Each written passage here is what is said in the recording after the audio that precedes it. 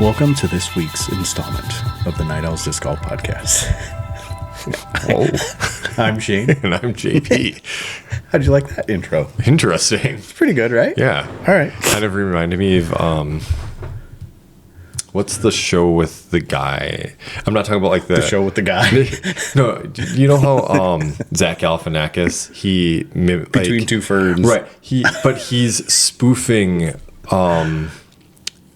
I don't a know talk who's show spoofing. with some PBS talk show of like James. I can't think of the guy's name. It's gonna come to me. He's got glasses inside the actor's studio. Oh, yes. That's Yes. That's kind of like. That's right. Oh, so did you ever see, like, have you watched Between Two Ferns? Oh, yes. At all? Yeah. Dude, he goes hard at everybody. Yeah. Like, it was really fun. Like, the one with Steve Carell was hilarious. Mm-hmm. Hillary Clinton. Oh, my goodness. I'm don't know if I've surprised seen that he one. still draws breath. Yeah. Like, because people just end up, like, disappeared after they say stuff like that to her, usually. Yeah. So Yeah. it's like, wow, some of the stuff that came out of his mouth was just like, holy moly, like I was afraid for him. Like, but it was really good. It was really good. So if you ever get a chance, go back and watch Okay. the one with Hillary. Oh, Okay. it's so funny. Yeah. So anyways, we'll talk a little bit of disc golf. Yeah. We'll do that. Should we just, well, Harry, DoorDisc.com, all your disc golf needs. We did just stock up some more Trilogy brands or House of Disc brands. So Castplast, all that fun stuff. And then we also had some Clash come in. Nice. And then our next big order is going to be MVP. And then from there, just keep an eye out for some new fun and exciting things. There's new hats. There are new hats. That's right. We got some flat brims, cork, and Aloha style. I don't know. Yeah, it looks like kind of Hawaiian. Yeah, Hawaiian, but it's just black and white. Yeah. So pretty cool. So DoorDisc.com, you can get them. And then we have some like little sundries and things like that are coming in that'll be disc golf related. And then outside of that, we'll do, like I said, our next big disc order will be through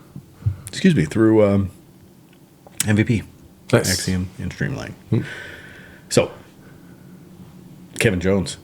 Should just leave it there. Yeah. It's been talked about. Moving on. Yeah. Yeah. So, with a surprise, but not too big of a surprise, is Kevin Jones leaves Prodigy. We got it the Monday after we recorded, right? So basically the day the episode aired, the last episode aired. Yeah, I can't remember if it's Monday or Tuesday. Yeah. One of those 2 days. Yeah, one of those two. And I was like, it was surprising, but not really. Right. If that makes any sense. It was timing that was surprising to me. Yes, absolutely. Timing was the surprising thing. Because Ben texted us. He's like, just so you guys know, Kevin Jones left Prodigy. Or, yeah, I mean, Yeah, like left that's Prodigy, how it is. yeah. Like, we don't know the reason why or what, but Yep. he's gone. Right, and he's done no interviews. Yeah. He hasn't talked to anybody about it. And I'm surprised, like Smashbox usually picks stuff up like that so Yeah. quick. But they're usually getting like winners of tournaments. Like I forgot who else they had on this week, but I didn't pay close enough attention. But yeah, I don't know, or like Nick and Matt or whatever. They would probably get somebody like that. Maybe Yeah. they'll get him this week. Well, yeah, true. And he announced pretty quick, but I loved the speculation that was coming from a bunch of people. Like he was going to be full-time PDGA or the Disc Golf Pro Tour DJ. Yeah, yeah, Or he was going to open up a smoke shop. yeah. I heard that, and then someone else speculated like he was going to retire because he wasn't playing well during the season. I was like, that seems kind of far-fetched. Like I don't think he'd want to do that. Like I could see the DJing thing, Right. more so, but I mean that would still be leaving, but like you can still leave the door open to coming back, Right. like whatever. And if you like his discs right now on his site, well, I don't know if they're anymore, but they were like 80% off or something stupid like that, like crazy amounts off. Yeah. Just to get rid of them. So I'm excited to see what bag he's going to build. Now, he did play the Preserve, and I don't know if there's any notice of what he actually threw in the Preserve. So, okay, so on Instagram, shoot, I just had his. So Innova kind of released a like a post with him and like the team's store. And so far, what's in his bag is, this is probably just tentatively for like what he's got. KC Pro AVR, Champ Gator, KC Pro Rock, Champ TL3, Champ T-Bird 3, Champ Firebird, Champ Thunderbird, Star Destroyer. Those are the 8 discs that they're saying that he had in his bag for now. So I mean, I think that's what we can assume, like he threw mostly at. And he just said KC Rock? Wait, what was it? Yeah, it was a KC Rock, I think. Because then, man, that's KC Pro Rock. Okay. KC Pro AVR, yeah. Now, I haven't thrown a KC Pro Rock in a long, long time, but I feel like the distortion is way more stable than a KC Pro Rock, but not Gator stable. A distortion. It was kind of trying to be like the Zone, I feel like. Was it? Yeah, okay. I think so. So maybe that's his Gator. Could be. Okay. Yeah. Because like his 3 discs were the distortion, the feedback, and reverb. Reverb, yep. Yep. Because the reverb was the distance driver. The distortion was the like approach. Yeah. Right. Yeah. Right. I don't really know what the feedback was. That was a fairway. Was it? Okay. I thought, but that could be. We never brought any of them in.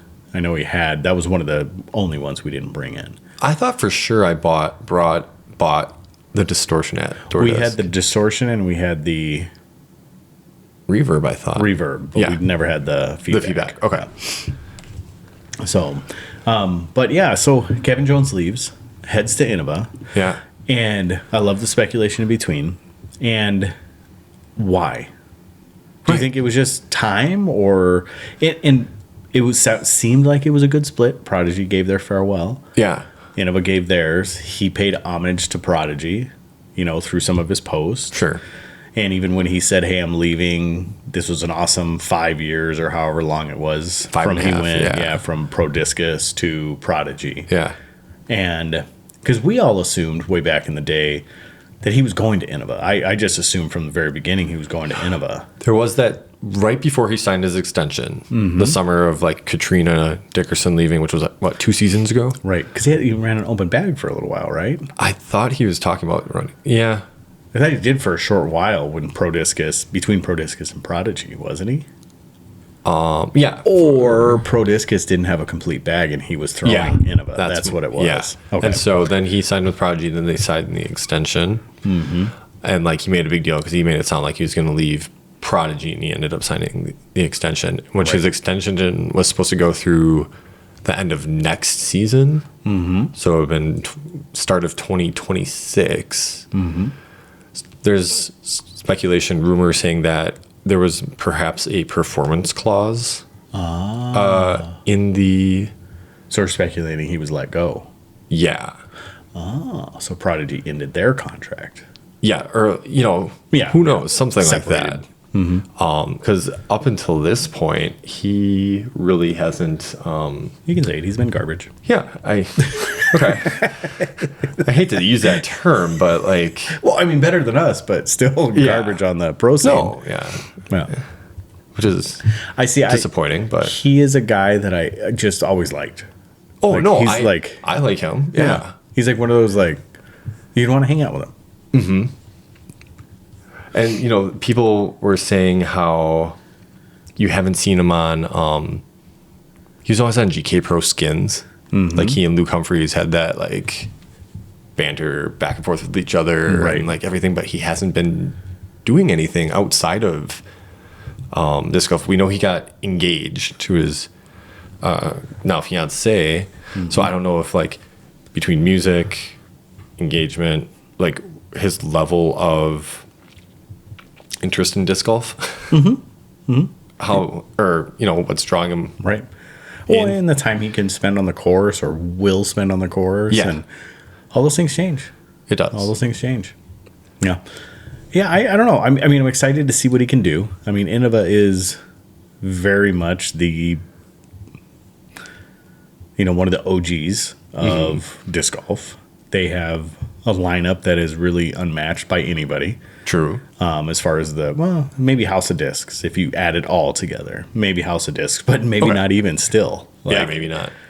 And then, so and they're very well known molds, like super well known molds. Like you pick up a destroyer, you know what a destroyer is going to do. Well, depending on color and run, but for the most part, you know what they're going to do. True. Not hard to get. You can buy them anywhere. So, and I know that he said he's been a fanboy, for his entire life since he's been playing disc golf. So yeah, that's good. Good for him. So now that his contract is off of Prodigy's books, I guess that leaves a lot of money to be thrown at Isaac and Ezra Robinson. Right. But their contracts end this year, don't they? Right, yeah. I don't think they're staying. You don't think they're? I don't think they are. Oh, I think man. there's going to be this mass exodus Yeah. from Prodigy. Oh, my gosh. It's kind of weird, too. Like, this, we don't know the deal. Like, like we talked about not that long ago, like Heather Young stepping away from Prodigy and just being like, I'm done with disc golf. Like, this is obviously something different, but just, you're like, oh, that's so weird. It just all adds up. Yeah. It just all adds up. I mean, it could add up. Let's say that. Or is it something with Prodigy? Maybe I'm not saying they weren't pushing his discs as hard.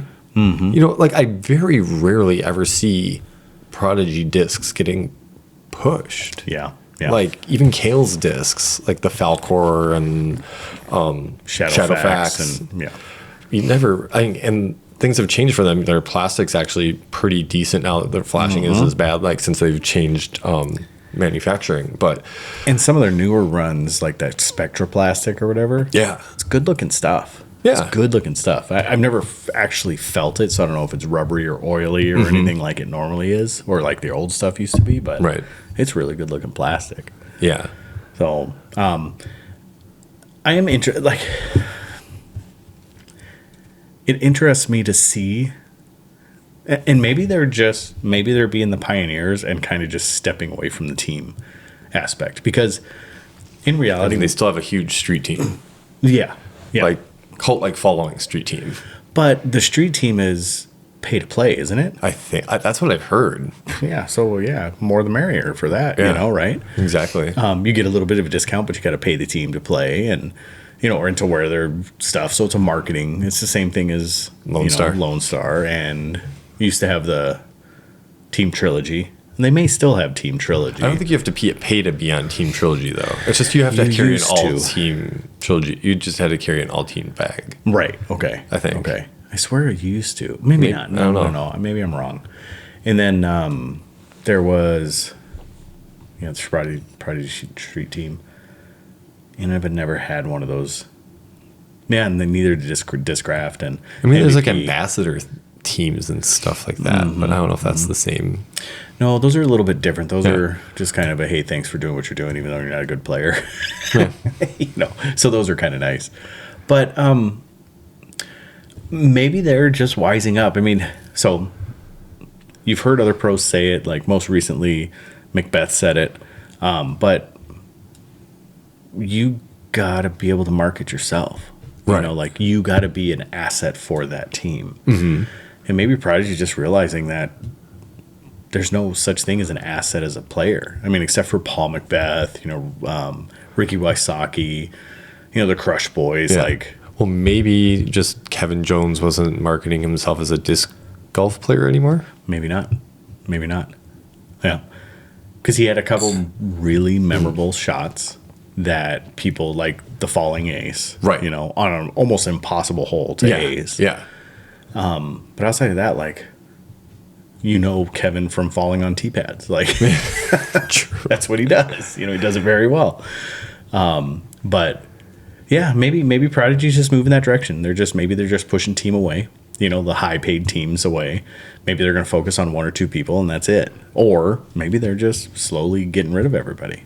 I wonder if they're feeling more speculation, but feeling the crunch more than some other companies based upon sales. And I don't know, because I bet Prodigy Europe's doing just fine. Oh, yeah, absolutely. I mean, we're going to talk about the Ale Open or whatever that is. Yeah. Prodigy sponsored event. Yeah. And all their players over there are pretty good, really notable players in the Europe scene. But here they just don't have the traction. And a lot of it kind of points back to the leadership of Prodigy, you know. Yeah. And when you hear things through the windmill or through the grapevine, what's a windmill?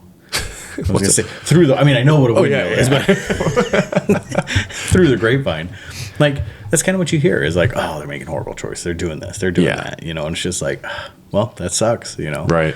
But I still hold firm. Like if it gets down to that, like $300,000-$400,000, I might try to pull the trigger on it. Sure. Yeah. But no, that would never happen.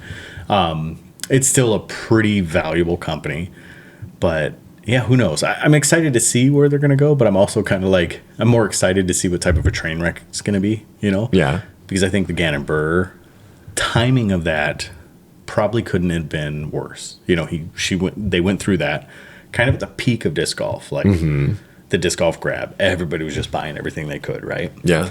That included Prodigy. And then they kind of kneecapped themselves by doing that. They still had their hardcore. And then the industry flattened out and it's dipping now. So, you know, maybe they're just really, really feeling it, like you said. Maybe. So who knows? Who knows? All right.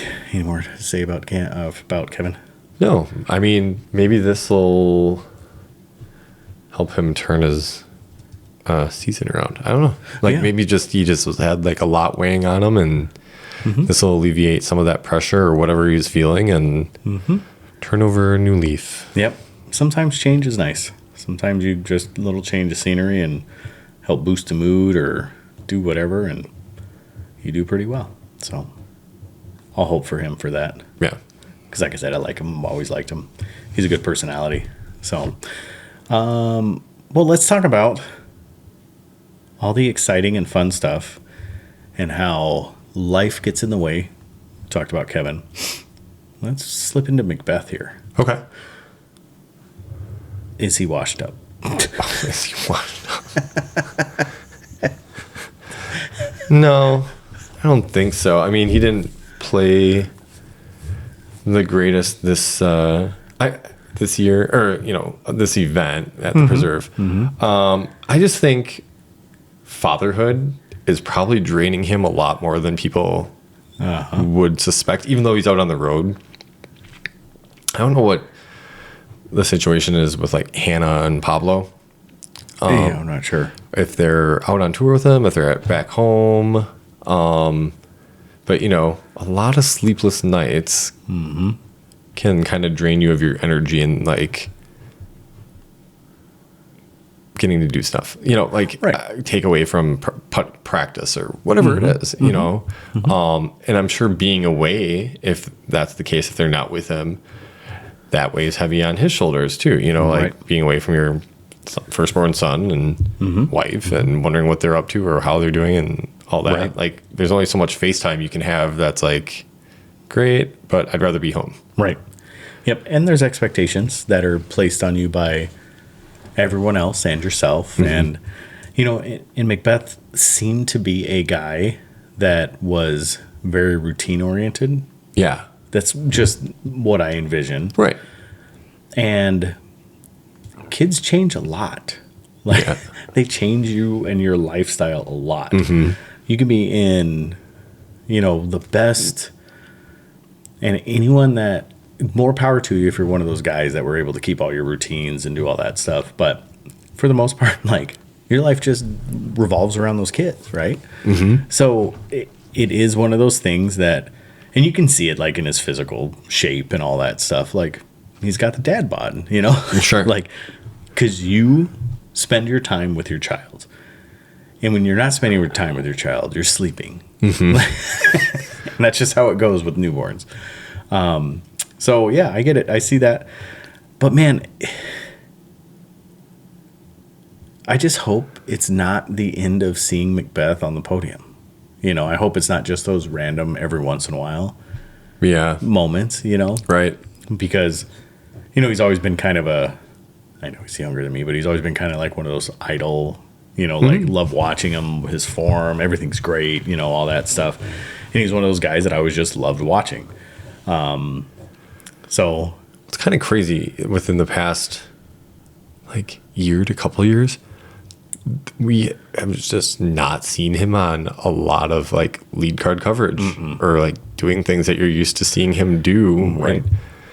previously. And it's Right. like, okay, well, Is it ever going to come back? yeah, exactly. Yeah. And well, when he talks about still winning worlds, and it's possible. Definitely. He still has that in him. Yeah. And, you know, the advantage he has over almost everybody is that he's won a few of them. Yep. One or two, right? So when you think about the 6 times he's won it, right? 6, yeah. Yeah. Like, there's some experience to be had there. He knows what it feels like. He knows Sure. how to do it, you know, like those type of things. But I think we've just seen the landscape of disc golf change in the last 2 years. Oh yeah, absolutely. Even if he was staying in his prime and didn't have baby Pablo, like, do you think he'd still be competitive? Do you think he'd be Ricky Wysocki competitive, or do you think he would be? He's got a lot going on. Yeah. He does have a lot going on. But it's, I mean, the drive's still there. So that's Sure. not going to change No, I don't think so. for a while. But there's a level of comfort that comes with his drive. You know, like, he's made it. Like, he's, Oh, yeah. he's got money. He's got the car. He's got the foundation. wife. He's got the foundation. Like, he's got the baby. There's a certain level of contentment that comes, right, where you kind of ease off the throttle a little bit. Probably. Maybe that's what it is. Maybe. So, but all right, that's all I wanted to ask. I just Okay. wanted to see if you thought he was washed up, and you said yes. So, all right. I don't know if that was the total answer I gave, but we'll go with it. All right. Well, you want to talk about Preserve? Yeah. That sounds good. All right. So Preserve, kind of in our neck of the woods. Yeah. I Say mean, that questioningly. it's like a 6 hour away. drive. Yeah. So it's not bad. Yeah, it's basically on the other side of the state from us. So Yeah. we're on this little peninsula, and then they're over on the other side. Just That's it. drive west about 6 hours. Yep. So, you've been to Preserve. I have been to Preserve. What layout did you play? I just played the links layout, Okay. which was like the, Does it exist anymore?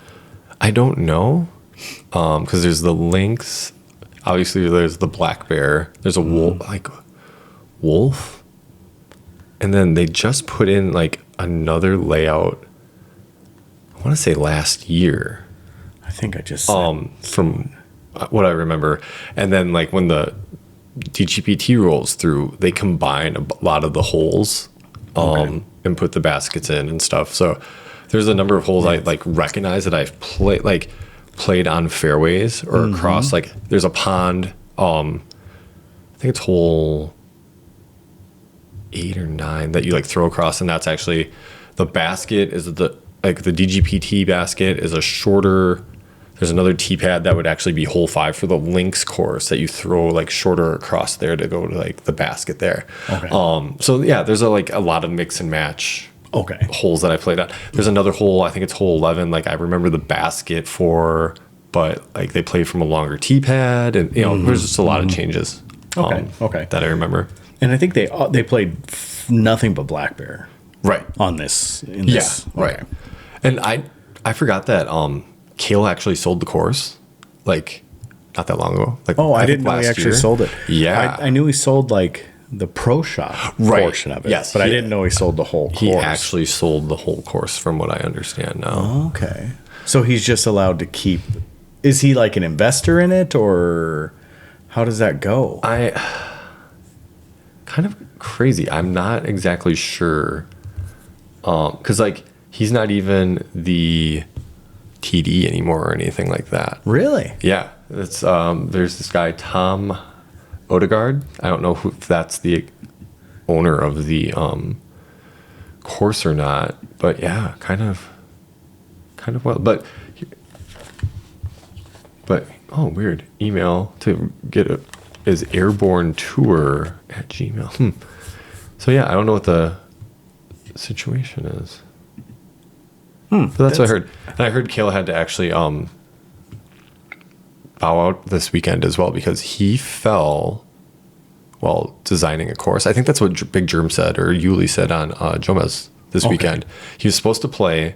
He ended up falling and injuring his left hand, which would be his non-throwing hand. Yeah. But yeah, he ended up dropping out. Okay. But yeah. Well, that's too bad. I was really hoping that would work for Kale. And I know, the numbers were being thrown around when he bought the Blaze. And if I remember rightly, I don't know, because we talked to him for a considerable amount of time when we were in Vegas. He was at Lucky, and we were chatting with him. He was dropping the Valcor, I think it was. It was his first disc. Yeah. Through. And we were just BSing with him a bit. And I don't know if it was there or if it's publicly known, they didn't pay that much for that tract of land. No, they didn't. But I believe there were two folks involved, him and another person. Okay. Right? And then this is all coming just from memory because it's been 4 years or 5 years, hadn't it? Because it was just post-COVID that they bought it? Yeah. Yeah, it was. It was 20... I played it in 2020. Okay. So yeah, it was early 2020 or around there, or late 19 or early 20, something somewhere like that. Okay, and he, I want to say it was 1.6 or something like that for everything, but it was derelict, completely neglected, and and then they kind of built it back up. Yeah, a little bit. So and then I know they did some camping sites and stuff like that. Yeah. So that's a big note to carry, especially for disc golf at, what was it, $20 a round? I mean, I don't remember paying to go when I went there.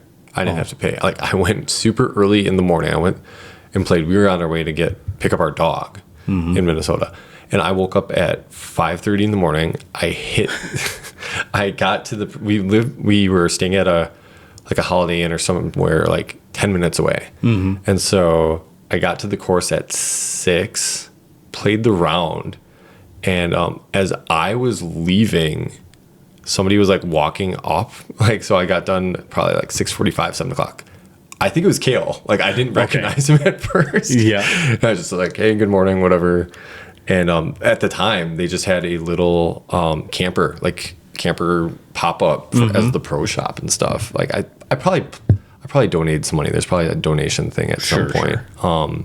But yeah, just got out, walked the course. It was super cool. Yeah. But yeah. And so to get in, it was a gated community at first. There's homes and everything. And then there's a gate up by what would have been the new pro shop and bar. Okay. And I was this is super sketchy. I don't know where the heck I'm going. And then ended up, going in, driving all around. There's kind of a neighborhood before you actually get to the preserve. Okay. And yeah. So that was kind of funny to get there and be there's no parking, nothing structurally. So I ended up parking randomly in a grass field and playing and stuff. So yeah. And it's kind of how do you know? Yeah, right. And you were there early too. I remember that being. It was just after the first preserve or just before it? It was before it. Okay. Because once COVID hit, they announced that stop, and there was another stop that they needed to add because the tour was suspended in Waco. Yeah. Yes. Right after Waco, because they cut it short. Colton Montgomery had won in 2 rounds, and then they cut the tour short. Yep. And then all of a sudden it was okay, we need to they got the preserve, and I think they played maybe DDO, or I don't remember what it was, but they got 2 tournaments that they added right away, and they're okay, we can pick up the tour from here. It was yes. Didn't they go Silver Spring? Well, they might have. Didn't they play the Silver Cup, right? Wasn't that the last year, the Silver Cup? It came back just for that year? Yeah, maybe that was it. Maybe it was. Okay. I don't remember. But yeah, it was definitely... It was, because remember, Eric Oakley was taking pictures, and I was hey, stop by the shop, and he wouldn't respond back or anything because... Yes. Yeah. That's what it was. Yeah, I remember. Well, that was in 21, though. No, that was 20. That was 20? I'm pretty sure it was. It was the 20th Silver Cup. Okay. Yeah. 20th and 20. Okay. So, yeah. So, I mean, awesome. Glad it's going. That sucks that Kale doesn't have it. So, yeah. But I was curious what, he's designing UWGB's course now. Yes, he is. And I was is that the course he fell on? Or is I'm sure, he's probably busy doing a lot of courses. But Yeah. it just made me think. I was like, oh, Who knows? Because he isn't going back into those woods and stuff too. I mean, Yeah. like it's a really nice redesign from what I'm understanding. That's what I heard. We got to see a little bit of it, and they are posting stuff on the GP disc golf yeah, page on Facebook. Yeah. And they're doing some really good stuff there.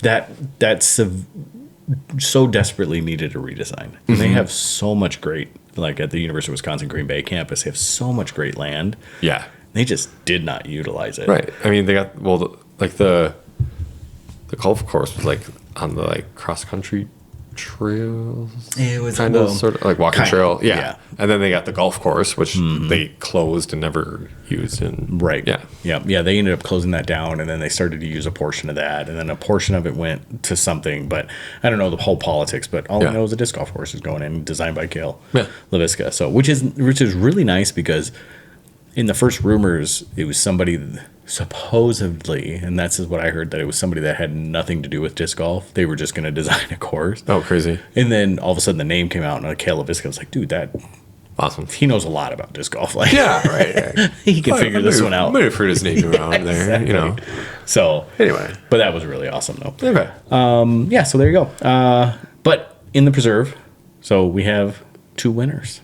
Yes. We have a male winner, which is Sir Wiki Raisaki. First one of the season. Yeah. I mean, he's been like knocking on the door, like maybe the back door. No, hold on. That's let's take that back. He's been knocking on the door. He's been close-ish. You know, he's been 3rd, 4th in that, in the top 10. Yeah. But he just hasn't been able to pull it down. Right. I He's didn't got watch. a number of thirds, number of seconds. Yeah.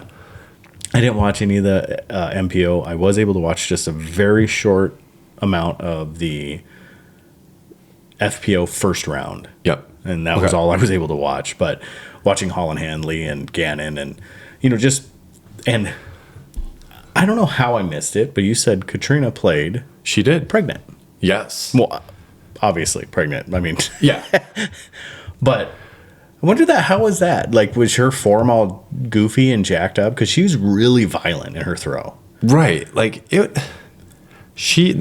There was elements of violent Katrina throwing. Yeah. Yeah. Like for sure. But she, like I was watching her. She was pulling stuff. Hole 2, like early release. Right into like barely. She like went across a mando, but like hit a tree and it almost rolled back around. So she would have like, had to go through. Yeah. She did not play well first round. And where did she? But she ended up 16th plus 1. She had 67, 67, 65. So a bit rusty, but it's her home state. So like, Yeah. of course she's going to show up and play. Yeah.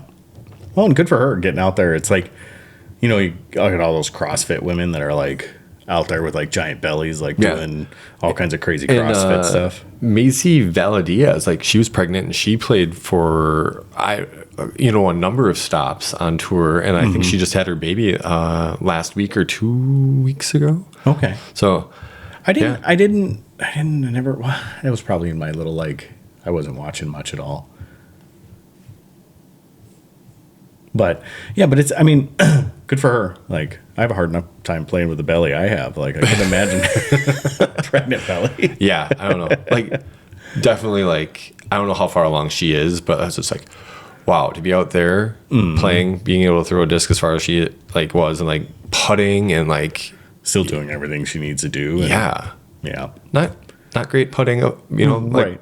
because she's not has great she at ever putting. had? But That's not the pregnancy that's doing that. no. Yeah, so that's all I watched. But Missy Gannon ends up taking it down. So good for her. I mean, it was awesome. Like for her. watching Jomez, they're like, oh yeah, like they were like going through the the round. It was a Paige, Cat Merge, Katrina, and then Holland, and Raven Klein and Erica Stinchcomb did everything, and they get through the round, and all of a sudden it's like, oh yeah, by the way, Missy Gannon shoots 10 down first round. Yeah, and they're like, it was before anybody got on the course. Like she went through. I don't even remember who was on her card. I don't know if they mentioned it, but they're like, yeah, no spectators. Like she was out early. Yep. So Yeah. just And kind of set the Hanley tone. was only 2 strokes behind her. Yeah. That's also a great 8 under. I mean, Mm-hmm. and I was watching the post round interviews and I was just like, man, I'd like, good job, Handley. And I just have to say, like, Handley is, I mean, I'm just impressed. Like, I think the more and more I watch her play, I think she still has so much more room to climb. Yeah. Like, I don't Right. think her game's to a point where she's at max level yet. No, I wouldn't. No. It's kind of crazy that she's only been on tour for, A little over 2 years. yeah. I mean, right? Like the big thing she said, I heard her say was like she's working on her forehand form, getting that kind of dialed in.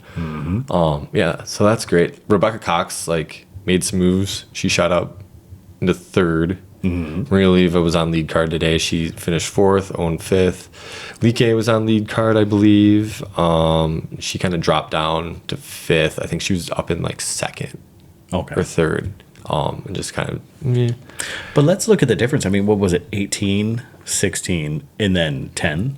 12, 11. Oh, 12. 10. Okay. So a total of, I think what I'm seeing is 14 women finished below par. Kaylee King and Ellie Ezra finished -1. From there, at 15th, it's even par, and then everybody else is plus. Okay. So yeah, not many people. I mean, I think Cashline's probably like 24, 25. Yeah, and that was at +5. So there's Okay. a lot of scores. I mean, that's a hard course. it It's is. one of my criticisms of Gannon is that I didn't feel like she had the longest throw. Right. Maybe not. Like, I feel like she was throwing pretty far. Yeah. Right. Like she can throw far enough. Sure.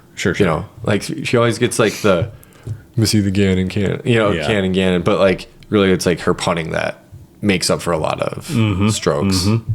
I mean, that's Own, too. Like, Own's Yeah. the same way. Yeah. That's how she hangs in. And Yep. so, well, that's good. So, Wysocki, good for you. Gannon, good for you. Yeah. Missy Gannon, that is. Missy Gannon. Yeah. So, and then the Ale Open. Yeah. Over in, I think I said Sweden. DGPT Europe. I think it's a DGPT Silver, Europe Silver event. And 4 wins in a row. Yeah, for Silva Saarinen. Yeah. So 4th win over there, Silva Saarinen, and 1 over Evelina and Hannah again, right? I don't think Evelina or Hannah was there. This is one of the silver events, one of the like lower tier events, right? Right. Oh, okay. Yeah, they probably Yeah. weren't. But even still, very impressive. Yeah. Well, I mean, anytime you like 4 in a row, like holy cow. So this is her, I believe, 3rd DGPT Silver event win, and then she had the big win last week. So I don't know, because this was brought up last week after Nicholas Antilla ended up winning. There was some scuttlebutt about, playing in these events and Pro Tour points getting counted towards. He's like up to 2nd now, in Pro Tour points, but he's not playing like the strongest field. So it's like, well, how do you say he's, 2nd when he's not playing like everybody else that's over here? Right. It's like, well, you can only play to your competition. But yeah, I don't know where this places her right now in terms of Pro Tour points. I guess I'm sure it's going to be pretty big. I mean, it's 3 silver events and 1 regular, but she's going to be up there. Without a doubt, she's going to be up there. But, can we take a moment and pause and say, we told you so? Like, I think that was one of the major talking points that we talked about when they introduced the point system. Right. It was like, there are going to be people that are going to, and I'll say it, unrightfully earn higher positions in DGPT points series because of that. Because they're just going to hammer. It's like when, Chris Dickerson was the highest rated player in the world for quite a while because he was like hammering C and B tiers and just killing it. Right. But here's the thing is that, okay, so only 10 out of the 20 total DGPT events are going to be used. And then two out of the two playoffs, and then your top two pro major finishes out of the three for MPO, four for FPO, are going to count. So as of right now, like Holland Hanley, I don't think this is up to Preserve hasn't counted yet. So this was up to last week, like the Turku Open. So she's currently sitting in first. Evelina's behind her, then Own, then Missy, then Kristen, LL Natalie, Rebecca Cox, Henna. Silva is currently in 14th. So she hasn't had a lot of these events count. Like, I don't even know, because it says like her last event to count was Turku, which was 100 points. But then it was like, okay, she wasn't at Beaver State. She wasn't at PDX. She wasn't at OTB. So she's missing out on a lot of events. She has 1, 2, 3, 4, 5, 6 events total so far. Right. But at this point, she still qualifies for the championship. Right. She does. Which is the intent. Right. That's what they want. I mean, this is happening with Henna. This is happening with Evelina. You know, Kirsten's missed the last, 5 events as well. So, but yeah, that's interesting. It is interesting, and to see that dynamic play out. How do you follow that? Like, how do you even keep up on it, and how do you know what points are what? I mean, I know there's a rubric to do it, but as just a casual fan, like, it is so complex now. It is. It really is. Like, how do you manage your time watching? Like, okay, I'm going to watch this event. I'm going to watch this event. Like, these events are happening at 2, 3 o'clock in the morning. Are you like going to bed at 6 o'clock, waking up at that time, and like watching all day? Yeah, and that's. And I'm sure some people will. Oh, yeah. But it's nuts. Like, you can't be a casual fan anymore and actually really keep up, because throwing no shade, because we're very apparent how much we like Holland Hanley, but Holland Hanley sitting in the one spot. Well, maybe we can make that argument right now, but Holland Hanley sitting in the one spot. How? And it's because she's grinding, she's hitting the tour spots, and she's finishing well. Yeah, definitely. Very well. But is she the best? If you put a lineup and did it through the I call it the sniff test, sounds weird, but like, you just put them up there and you say who's the best player. We're all going to point at Kristen Tatar, right? Right. Yeah. According to this, she's like the 6th best player. Currently, yeah. But here's her finishes: first, second, first, 5th. That's it. Right. So she's only got 6 events right now. Holland, 1, 2, 3, 4, 5. She currently has 11 events. She's played, and 10 of those count. So that's just how it goes. But her finish right now, her worst finish is 16th. Otherwise, she has 1, 2. Otherwise, she has 7 podium finishes, including the win at Beaver State. Right. So, I mean, that's consistency. And that's fantastic. Like, she's doing really, really well. Yeah. If her, Pierce, Kristen, and Gannon were just play 4 heads up, go for it, I would never put her as a winner. Holland? Yeah. Yeah. Gosh, it'd be hard. I think it'd depend on the course. Oh, sure.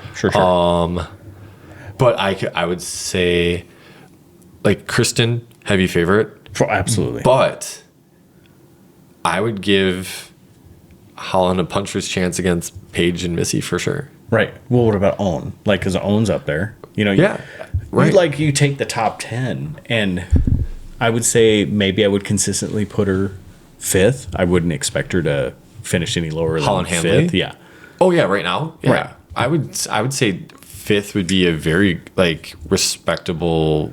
Like, if you were thinking like she'd finish lower than that, yeah. Yeah. No. I don't think so.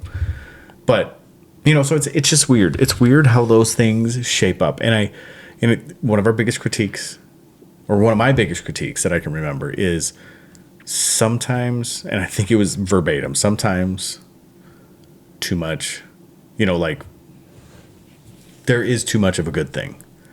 And I think this is starting to push into that too much of a good thing, Sure. because how do you even keep up? Like, Right. so at this point, I don't think any of the Europeans are really like, why is she up there? I don't think, or is he up there? Well, except for Antila. Well, I guess it does. It plays the same way. Yeah. So yeah, I mean, I think too much is of a good thing. Right. I think this could be one of those too much of a good thing. And I get it. Like, you want to grow like this. It's funny because like the sport is actually bigger in Europe, right? Mm-hmm. And like here, like, but because the DGPT is here, you're trying to consider like you're growing it there, like you're growing the Pro Tour DGPT brand there. Well, let's back up. Okay. The sport's not bigger in Europe. Per capita, it's more popular. Yeah. Okay. So more fair. people know about it. Yes. But it's definitely not bigger in Europe. I mean, Right, United okay. States still has the That's largest true, disc that's golf true. population, right? That's what I meant to say. It's like Yeah. it's more popular in Europe than it is Right. than right. here. Yes. Yeah. Okay. I mean, it's just like badminton is, and like Yeah. all those fringe sports. Right. But any sport is really popular in Europe, especially for the athletes, because for the most part, like it's really like there's not many people that get to do those things, and when you are, you're kind of a celebrity, right? Yeah. That's how they're treated. So, but the point still stands. What you're going to say, it doesn't negate the point. They're trying to put some money into Europe Yeah. because it's super popular and people are like really into it, right? Yeah. So, yeah, I don't know. You can finish your point. I forgot stole what it I from was you. gonna say. Oh no, yeah, like the Pro Tour is trying to push their brand into Europe, and so like in order to make it successful, you kind of have to like piggyback off of the Pro Tour here by including those players. Like it's really strange, but I don't know. But why not run it as like you have 4 spots Right. and the top 2 from MPO and FPO, and have your own series. And they have to be structured the same, but have a European series and an American series or North American series or whatever you want to call it. And then just call it good. Like give those 4 spots away, Yeah. like simplify it Right. a little bit. But at the same point, okay, so like Nicholas like is like up now in second, but at the same point, James Proctor, Eric Oakley, they're going over to Europe to like play these events in hopes of getting better points in here. And James Proctor had a really good year last year. I think he finished 4th in Pro Tour. I don't know, kind of wild. Well, but this boosts his points, Yeah. And it's smart, and I think that was also one of the things we talked about. Like, if the Americans are smart enough, they'll go over there for a little bit and hopefully do better than the Europeans that are there. Yeah. And because whether this is insulting or not, I'm going to say it. The caliber of player is not as good there. Even though the best player in the world, Kristen Tatar, is in Europe, there's a big gap. Yeah. Once you surpass that. So a lot of these pros from the U.S.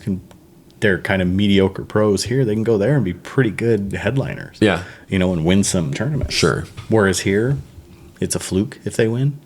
Right. So, it's smart. Because we were to see Eric Oakley's name on a podium, it'd be a big deal. Oh, yeah. It's like Right. when we saw Yuli's name on the podium, like big deal. Yeah. Like really big deal. So, all right. Well, so there you go. So we have Silva Saarinen. Silva Saarinen, yeah. And then Daniel Davidson, a Finnish guy. Finnish player, yeah. So Finished. he finished in He first. finished. Get it? I do. Yeah. We got to be careful because a good portion of our crowd is from Finland. Oh, yeah. Aren't they? Right? I think Swedish so. or Finnish or whatever. There's a number of European countries that listen. Yeah. Like 6 or 7 of you. So Oh, the other big thing that we had mentioned before is Kona ended up finishing in yes. the top 10. And I was on Facebook, and she had posted something from Statmando that had said that this is her first top 10 since August of 2022. I'll let you say it. Money well spent. Exactly. I wonder with House of Discs takeover, I wonder how quick or when her contract will end. Because isn't it this year that her contract's up? It very well could. Because I thought she had a 3-year, right? Oh, I don't remember. Because I know Waisaki's was a 5 years. No, 10-year, $10 million, wasn't it? It matched Macbeth's. Was Waisaki's? Yeah. Yeah, I think that's what it was. Was hers 5? Or was it 3? No. It could be 3, but her number was like what? It was above Kristen's at the time. Yeah. Yeah. It was a big deal. It was like 250,000 or was that? I want to say it was 500, but I don't know if that was that much. yeah, maybe not. Maybe not. So, but nevertheless, I doubt she will continue to hold that contract. Yeah, I don't know what. Because one of her biggest draws was the marketability in her social media. Oh, And absolutely. she Yeah. essentially is non-existent there. Let's try. Trying to look up the contract. Yeah.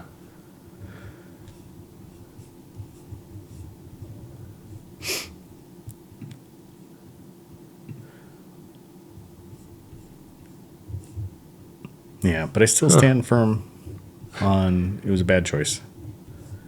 And I don't see why they would ever keep her. 500,000 That's what I thought it for was. 4 years. So it ends up finishing Next year. Next year. Same thing with Ricky, actually. Ricky's is a 4-year, 4 million. So he was $1 million a year. Okay.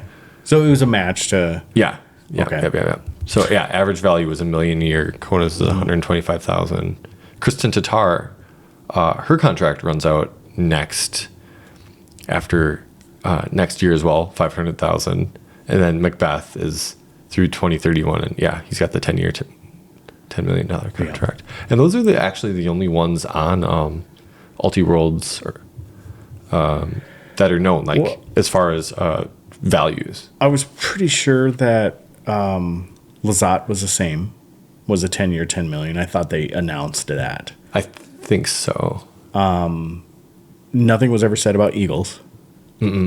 So I would assume that it's much less than. I would assume. Well, and deservedly so. Yeah.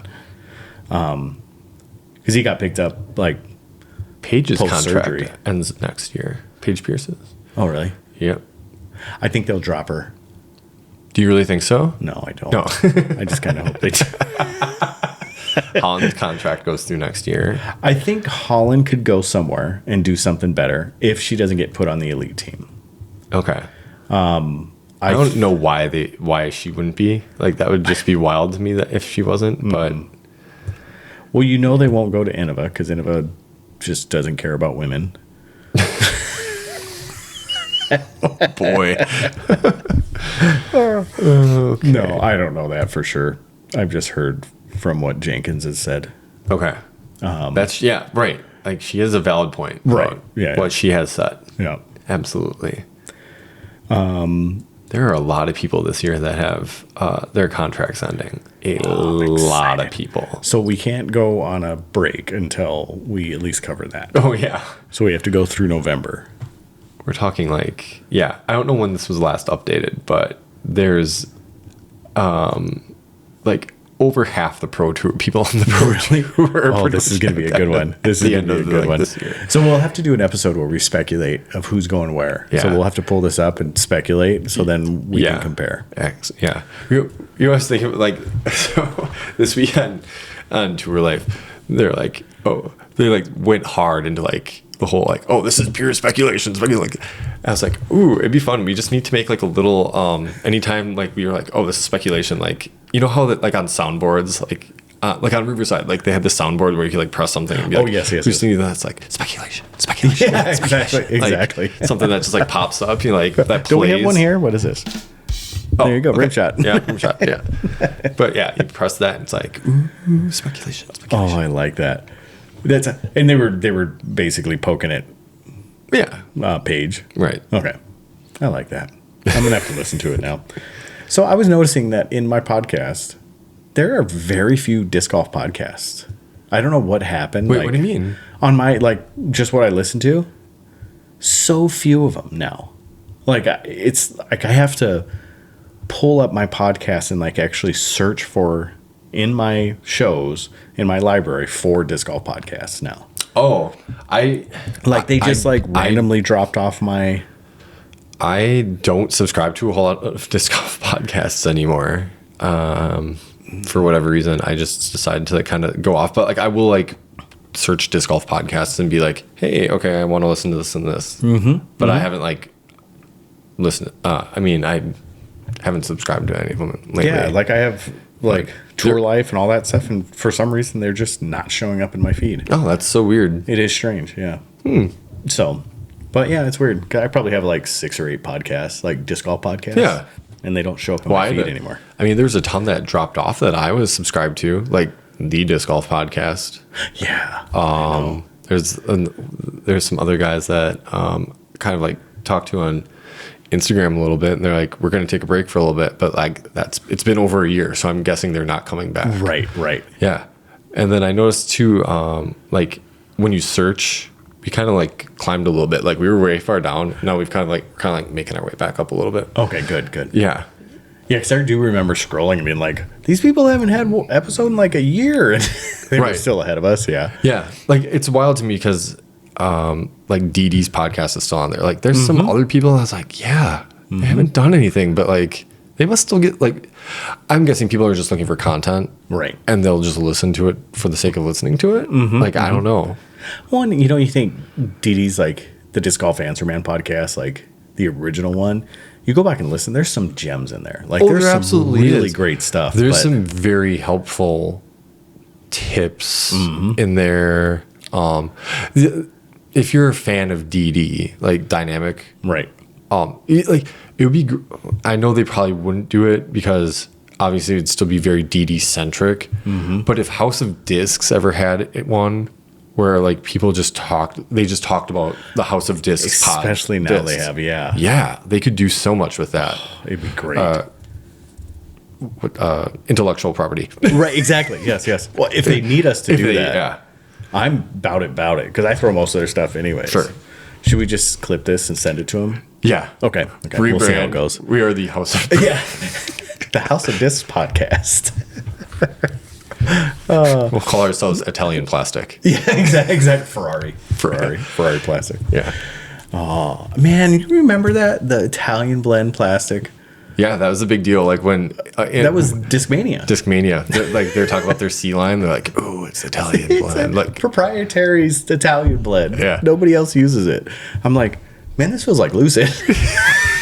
Yeah, it's the Lucid Ice. Yes. Do you remember the Raider? We had the Raider in the shop. It was it came in and we're like, dude, these Raiders are awesome. And then they released the Italian blend and we got the Italian blend. Yeah, you're looking at it. And the Raiders were there for a month prior to the Italian blend. And I'm like, dude, this is the same plastic. Right. Pretty much. Yeah. Well, I bought a Discmania. This is pre House of Discs and everything. Before the Evolution line, everything. It was a C line CD. And it was awesome, purple, but it was almost like that Lucid Ice or Ice, but it was Champ. And I was like, oh, this is sweet. And then they started coming out with that stuff. So this looks just like the Innova stuff. Yep. It's so weird. Yeah. In reality, everybody buys their plastics from the same place, except for Lone Star. Except for Lone Star, yeah. Well, supposedly, who knows now? But no, there's a big difference in their discs. There is, compared to everybody else's, the way it feels. Yeah, I mean, everybody kind of pulls from the same pot. I was gonna say the Clash discs and not Castplast. I was thinking it's somebody else. Well, maybe Clash and Castplast. The old Castplast, pre House of Discs, pre the merger. Yeah. They felt pretty similar, but I was trying to think. Yeah, but they were still molded in L64 stuff. Yeah, but it was this. I feel like K1 and like Steady, just a little off. Like Steady now feels more gold line. Sure. Sure. I don't know. Yeah, see, like Fusion and Goldline and, Pro and Yeah. ESP. I've never been a fan of the plastic. Like, I like the vanilla I have. I like the vanilla. Yeah. I would much rather have it in the, what's the clear one? It's Steady as well. I'm pretty Maybe sure. it is. Whatever the clear one is. Yeah. Yeah. I'd much rather have it in that plastic. Sure. Because there is a difference because the tone salt I have. Mm-hmm. By the way, loving it even more. Oh yeah. Amazing disc. The tone salt I have, I love that plastic. Okay. Like, I've always been a fan of Lucid. Lucid, I think, is probably one of the, and I'm going to get flack for this, but by far the most superior, like, plastic in my mind. Like, best plastic on the market. And people are going to hate that I said that, but I've always liked it. Sure. Always. And even with the change to the Italian blend, I think it's brilliant plastic. Like, it's beautiful plastic. Always tacky, like, and not like Prodigy tacky. Mm-hmm. Like, just always has a decent grip. Like, I never have issues with it. Champ gets slick for me. Okay. ESP, Fusion, those type of things, they get slick for me. Sure. So, okay. But I don't know. And this stuff, tone, we were playing in the rain, and I didn't even really think about it. I just grabbed it, and it kind of had that same feel. Just picked it up and threw it, and it was easy. Oh, what did I just like? They just came out with House of Discs. I think I don't know if it's DD or Lat64 Gravity. Yeah, blend, the really light stuff. Yeah, and it's like because they used to make Lucid Air, and I was like, well, what's the difference? Probably not much. Yeah, probably not much. It's probably an air injection thing. It's probably the bubbles, right? This time, so it just made me wonder. I was like, I haven't looked into it as closely, but I was like, I used to throw some Lucid Air stuff. Like I had a Lucid Air Trespass and something else, but I was like, Gravity, okay, or maybe it's just floats on water. I think that might be what it is. Maybe, but I know they're lightweight. Yeah, they are. They're definitely like down in the 150s. Yeah, I'll have to look it up because I know we're going to get some more like starter sets and things like that. Sure. Because our demographic is very new disc golfers. People are coming in just like buying it, especially with the Ellison Bay or the Gills Rock course going in. Mm-hmm. We'll probably see even more of it. Sure. But I'll get some in. And we'll see what it's like. But from what I understand, I know it's lighter. Yep. The float, I'm not sure. I haven't really paid attention to the marketing that much for it. So, well, anything new or exciting to mention? New or exciting? No, I bought some discs. They haven't arrived yet. I bought a Spore. Okay. The the lid from Discmania, just to check it out. Yeah, I mean, it's like this beautiful swirly burst plastic. A Flex 1 Essence. Okay, yeah. Which I'm C1 Essence, which I'm definitely interested in checking out because I love that disc. The Essence is awesome in my hands, at least. It's really good. And then there's a Kyle Klein Creator Series. They're coming out with just released these. Was it Color Glow C-Line Vanguard? Yeah. I bought the Shield Club Color Glow Vanguard with the Metal Flake Horizon rim. I forgot what it's like, pink and blue mist. I think is you buy that direct from Discmania? Yeah. Wow, that sounds awesome. Yeah. So I'm pretty excited to get those. I just got shipping confirmation the other day, so I don't know when they'll be here, but I'm excited to get them. That's awesome. So you know what grinds my gears? What's that? The fact that wholesalers have zero chance of competing with the distributors. So like we have absolutely zero chance as retailers to compete with the distribution companies. So disc golf is this weird, elusive anomaly. And it's not that elusive, but pretty darn elusive in the retail world, that when we buy stuff, we're held to MSRPs. Yeah. And we're held to certain things. And the companies will undercut their retailers. Sure. So very often. Or they'll hold exclusivities to certain discs that retailers can't get. Well, yeah, like the Shield Club thing, that was very exclusive. Right. They finally let us in on the stones. Oh, yeah. So just recently they started allowing us to buy the stones. Oh, people were mad about that too, because they're like, I spent this much amount of money buying the mystery boxes to get the stones, and you guys are going to release them later. Like, people are like, well, they do this all the time. You see, like, the amount of, because they open up the mystery boxes that they had, they put everything back into stock, and then they release them. So that's just how it goes. Yep, because they fall flat on however it is, whatever happened. They just didn't sell as many as they think they were, and they got to get rid of them. I get it. And I think there's also the cry of, like, why are you, the people we buy our discs from so we can sell and make money, undercutting us or holding special sales or doing things like that? I can understand you want to do a celebration disc or something like that for someone that won something, or like a 6-time, or whatever it is. I can understand doing stuff like that. But just running essentially stock discs, but you're gonna hold these back, or you're gonna bundle these, and like there were sales going on, and this is why we don't really buy from Gateway. You can go to Gateway, you can buy the discs for the same price that I buy them for. Really? On their sales. Wow. All of their sales are basically the same price that I can buy them for. Dang. So it's like, why am I carrying these when you can go directly to Gateway and buy them for cheaper than I'm going to be able to sell them to you for? Yeah. Because I'm not in it to lose money. But there's people that will walk through the store. Uh-oh. Watch happened. Did What you get happened? it? Yeah, we're good back. There We're it back. is, right.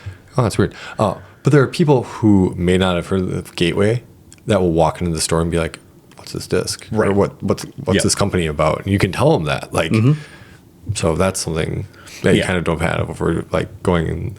Right. Or they're like buried on a website. Like it's not like Gateway's popping up a whole lot. Like, if you go to like an Infinite Discs or something, Gateway's probably not the first company that's popping up. No, not at all. Not at all. Not at all. And I think that's a lot of stuff. But you see that, I mean, there were some sales going on. I don't remember what company it was, but I was sitting there looking at them like, dude, that's cheaper than we can buy them for. That's crazy. Like, so how can we compete with stuff like that? Right. So it's frustrating. And I think it is fairly unique to disc golf, as far as the distribution, and like the distribution companies are competing directly with the retail companies that they're selling the discs to. Yeah. So they're kind of like having their cake and eating it too. And then maybe sneaking a piece of pie and then a milkshake. Yeah. Like it's so. Anyways, that's kind of grinds my gears. You were just talking about buying directly from Discmania, and I don't have any issues with it, but it's just like, we can't compete with that.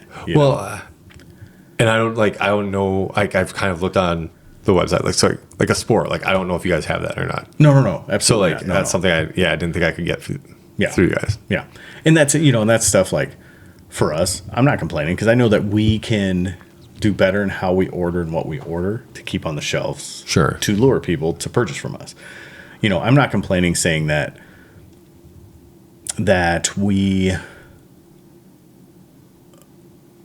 we're not successful because of, X, Y, or Z, because there's a lot of things we could do better. I'm saying that it's like the feeding tubes being pinched. You know what I mean? Yeah. Like, so there's nothing I can do about that. Like, right. I'm paralyzed and you have my feeding tube pitch. Like, nothing I can do about that. It's a really morbid way to think about that, right? Yeah, a little bit. So, but that's kind of what it is. Like there is zero I can do that. And they're very particular in how we sell and release and do all stuff like that. But man, they can do whatever the heck they want, right? Right. That sucks. Yeah. That It's sucks. crazy to think that, because as door disc, it's like, okay, what's stopping a distributor from just going and opening a brick and mortar, like the DD, like the DD stores, Yeah. I mean, they're carrying probably all of House of Discs, right? But if Innova were just to have like, boom, set up shop somewhere, Discraft, go set up shop somewhere, and it happens. Yeah. I mean, I can call House of Disc right now and for $20,000 buy a DD anyways, franchise, buy a franchise, throw it up somewhere. Yeah. Like you can do that. Right. And you pay that, and you pay a monthly fee for using the name and marketing and all that fun stuff. And that's like crazy because like I think about like Another Round. Like their stores are popping up everywhere. 6 stores now, 6 or 7 stores. Yeah, now? something like that. Yeah, good for them. Like I mean, it sucks, but it's also really cool. You know Yeah. what I mean? Like, Yeah. it sucks 'cause I'm like, I suck. I can't do that, you know? Or Yeah. like, I didn't do that, rather. Right. But in the same regard, you're like, dude, good for you. Like, this is awesome. We're pushing the sport. Like, we're growing the sport. Like, and ultimately, after like that retention or the attrition is won, whoever's left is going to benefit from it. You know, once all these stores drop off and all these random online retailers that are just popping up out of nowhere with 7 discs on their website, you know, like all those things, once all those things kind of die out, whoever's left is going to benefit because of all those things that happen, because it's just going to get one more person involved in disc golf. Yeah. Well, at least you hope anyways, you know, so it's a good thing, you know, but it's frustrating in that while you're in it. Oh yeah, You know what I mean? absolutely. So, but yeah, anything else new? Anything else new? No, just watching a lot of soccer. There's a Yeah. lot of soccer to be watched right now. Not only in person, but on the TV. Yeah. Okay. Yeah. I mean, the Copa America is going on and still the European Championship. So, yeah, it's a pretty exciting time to be a soccer fan. Very neat. Very neat. So does Sister Bay have a dominant team again this year in the juniors? Are they like crazy good again? It was like 2 years they hadn't lost a game, wasn't it? Oh, are you talking about like summer league soccer? No, it was like the little kids soccer. Yeah. No, actually. So I think the team that Malachi was playing on, they actually lost a game that I was reffing the other night. Like they got beat. One of their very first home games, they got beat really bad. Oh, really? Okay. Yeah. Okay. And I was kind of shocked at how bad they got beat. It's from a Sturgeon Bay team, right? Huh? Sturgeon Bay team? Mm-hmm. Okay. It was funny because one of the dads that goes to my church, his kid, there's 2 of his kids that are on that team. Okay. And he was like, we actually beat, like, they were so excited they beat Sister Bay, Sister Bay, because it had Got been it. like 2 years, I guess, that they hadn't lost Interesting. a game or something like that, from Wow. what I heard. Huh. Because it was a year Malachi was on, and then last year, I guess they didn't lose a game either. Jeez. I was just like, wow. Okay. So, and that's weird at that age to be that dominant. Yeah, it is. That's really strange because that's like nobody knows how to control their body yet. Right. Kids are going through changes. You learn things. Yeah. Yeah. So that's really neat though. Yeah. So nothing really that new for me. It was a pretty busy week. Baseball games, softball games. Last baseball game of the season, which is Oh, good. really? Yeah. So Already? we're done with softball with baseball. Before 4th of July. Yeah. Yeah. Wow. Yeah, played Ellison Bay, the Cubs. Yeah. They lost, so they came in 4th out of 5 teams, I think. Okay. So, and then softball is like another 2 weeks.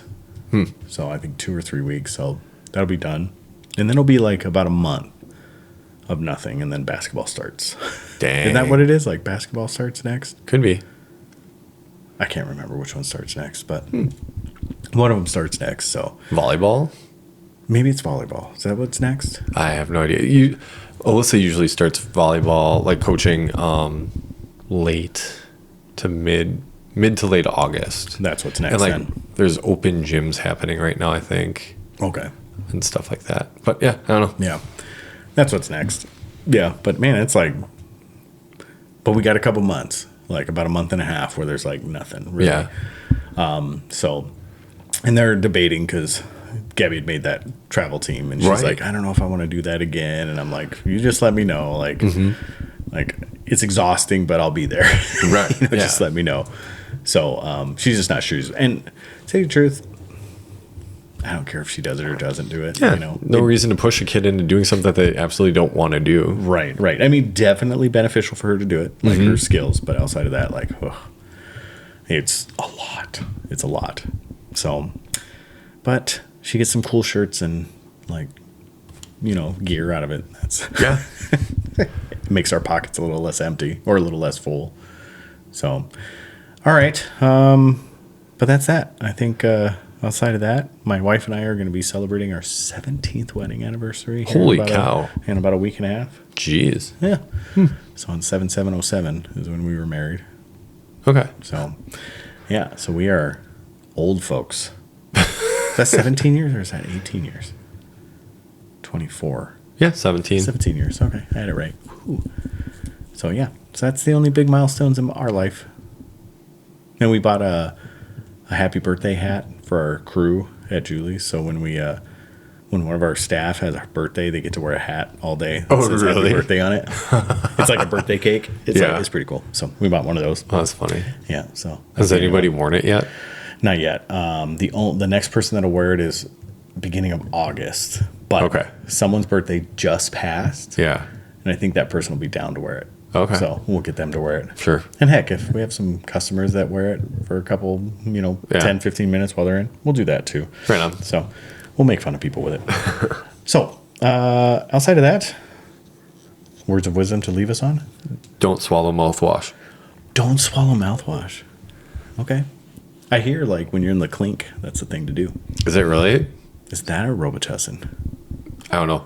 It's probably because it's got alcohol in it, right? Yeah, Like, that's what I think it is. Yeah. Yeah. Why did you do it recently? No, but it burns. You gotta buy the alcohol-free stuff. I know. But then what's the purpose of drinking it? Right. Jeez. See, that's a rock and hard place right there. It is. I feel like if you buy the alcohol-free stuff, it feels like it's not working. I agree. Like if you're not in pain by the end of that minute or Like two. you still have the minty fresh breath, but like Yeah. if your mouth's not at least burning a little bit, you're like, it's not working. No, not at all. So it's weird. Cheeks, gums, no issues. Yeah. What gets me? The roof of my mouth. Oh, really? And forever. And I do it every single morning and still like swashing around. Yeah. And right in the roof of my mouth, there's a spot like right in the center, like right where like, you have like the little like boop in your, the little roof of your mouth. Yeah. It's like a little dome in the roof of your mouth. I know what you're talking about.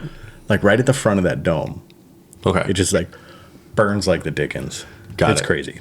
So there you go. Know a little bit more about me. I don't have anything. Wow, this is interesting because I never come up with anything. I know that was a good one because I didn't have anything. I was just going to kind of end it, but I'm glad you brought that up. So, but please, folks, use mouthwash, brush your teeth, and floss at least once a day. My dentist said that at least once a day, and if you can do it twice a day, you're killing it. You're better than like 90%. Flossing? Yeah. What if you do or whatever? Oh, I wish we had video. Oh, no. So my child used to walk, Gabby, Yeah. used to just walk through life doing the floss. Oh, really? She would just walk around doing the floss. Yeah. Like that was her day. That was how she walked, was the floss. And for those of you that are visually impaired, once again, which is all of you, JP stood up and did the floss. Not well. No, it wasn't. It wasn't well. It was wasn't bad. well. Yeah. So, all right. Outside of that, keep the deuces in the toilet and keep it subpar. Peace out. We will have another Malachi episode next week. Does that sound good? Because then I'll record one this week and then it'll be ready for next week. Excellent. All right. Reese's Pieces.